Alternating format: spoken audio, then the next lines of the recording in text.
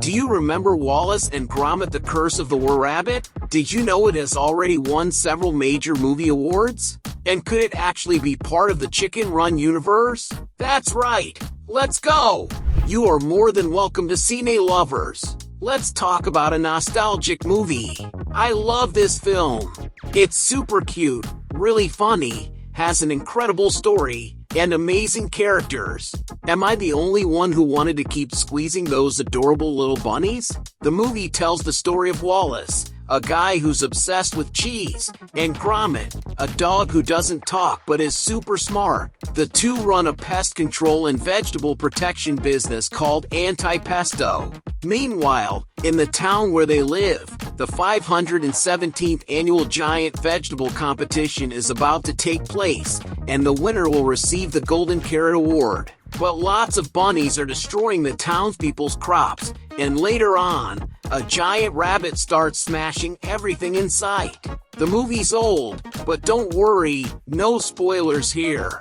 Wallace and Gromit: The Curse of the Were-Rabbit hit theaters in 2005, and I was 8 years old. But if you think Wallace and Gromit were born in 2005 and only have this movie and the recent sequel, you're totally wrong. These two characters were created back in the 1980s by Nick Park, who also directed The Curse of the Were-Rabbit and Chicken Run. Wait a minute, Wallace and Gromit from the 80s? Yup, it's true! They originally appeared in short films. The first one came out in 1989, called A Grand Day Out with Wallace and Gromit. In 1993, there was The Wrong Trousers. In 1995, they released A Close Shave. In 2002, a series of shorts called Wallace and Gromit's Cracking Contraptions came out. Then, in 2005, we got the full-length movie The Curse of the Were-Rabbit. And in 2008, another short called A Matter of Loaf and Death. And just so you know, all of those, except the first from 1989 and the last from 2008, won Oscars. Can you believe that? Out of 6 Wallace and Gromit productions, 4 of them won Academy Awards. Even the last one was nominated, but didn't win. This is what we call a success, folks. And besides the Oscars, they've won tons of other major film awards, including the BAFTA. Now I want to hear from you. What do you think is the funniest scene in The Curse of the Were-Rabbit? Write it down here for me. I'll tell you my favorites. There are 2. The first one is when the little bunny thinks he got shot by Victor, and at the same time, Wallace sucks him underground. The bunny thinks he's died and is heading to heaven, and then he sees the other bunnies too. It's so good. And the other one is when Gromit and Philip, who is Victor's dog, are fighting inside the plane, that toy ship. And then the plane runs out of tokens, and they need more tokens, more coins, to keep it flying. So they stop fighting. They look for a coin.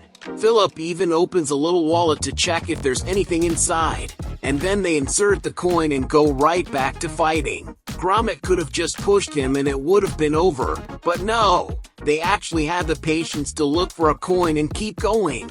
And what animation studio is responsible for Wallace and Gromit: The Curse of the Were-Rabbit? That's right, this film was a collaboration between DreamWorks and Aardman Animation.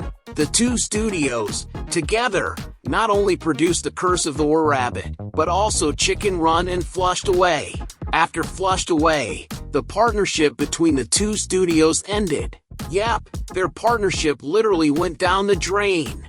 All 3 of those films were made by the same studios, and Chicken Run and The Curse of the Were-Rabbit were directed by the same guy. So yes, it's totally possible that all these movies are connected in the same universe.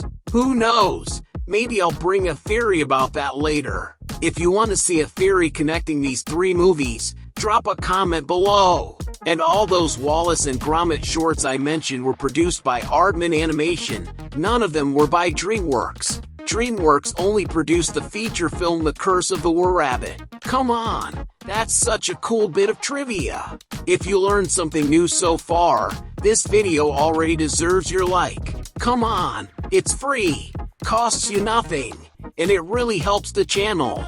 And while you're at it, subscribe, that helps even more. Wallace and Gromit, The Curse of the Were-Rabbit was made using stop motion. The characters and sets were made with modeling clay. Just imagine the work that went into that. And Chicken Run and Flushed Away were also produced in that style, although Flushed Away wasn't exactly made that way. Up until then, Aardman used stop motion for their animations, but since Flushed Away would involve a lot of water scenes, it would have been way more difficult to use the traditional technique, and using real water would have damaged the models. So the producers decided Flushed Away would be fully done in CGI. Even so, they still used several techniques to make it look like stop motion, like using replacement mouth for lip sync instead of the usual interpolation seen in computer animation. Back to Wallace and Gromit, they had to take, on average, 24 photos just to get 1 second of video. This stop-motion technique is amazing, and we really have to appreciate it, because it's beautiful to watch. To make Wallace and Gromit The Curse of the Were-Rabbit, they spent $30 million. And guess what? The movie made over $192 million. That's a massive hit. It came out back in 2005. And to this day, it's still the second highest grossing stop-motion movie ever, only behind Chicken Run.